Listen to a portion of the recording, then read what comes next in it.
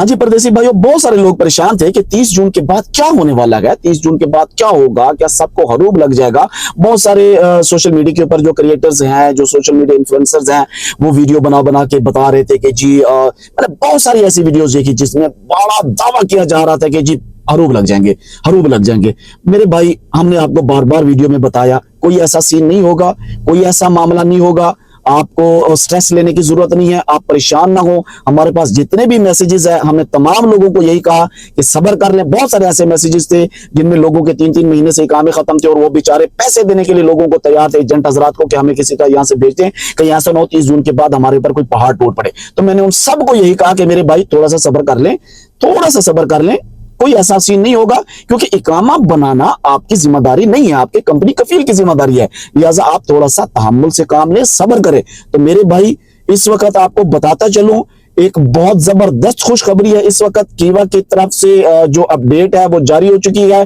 30 जून के हवाले से जो लास्ट डेट थी, आज 6 महीने का टाइम दे दिया गया है। इसको एक्सटेंड करके 31 दिसंबर तक इसको बढ़ा दिया गया है। मजीद 6 महीने का टाइम दे दिया गया है।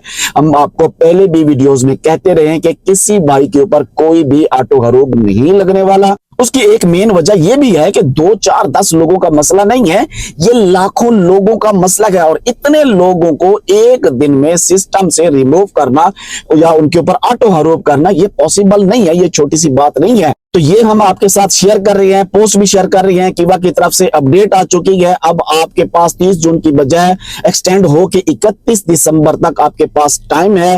अब आपके ऊपर कोई हरूब है या आप मतलूब है या आपका कोई भी मामला है या आपका इकामा एक्सपायर है, वीजा एक्सपायर है, खरूज नहीं लगवाना है या आपने वापस जाना है या कफाला लेना है, तो अब आपके पास मजीद 6 मंथ का टाइम है। आप इस 6 मंथ के अंदर कुछ भी कर सकते हैं। ऐसा नहीं कि आप लोग जाके तकिया लगाएं जी, सो जाएं जी, अब तो हमारे पास 6 महीने का टाइम है। ऐसा नहीं करना।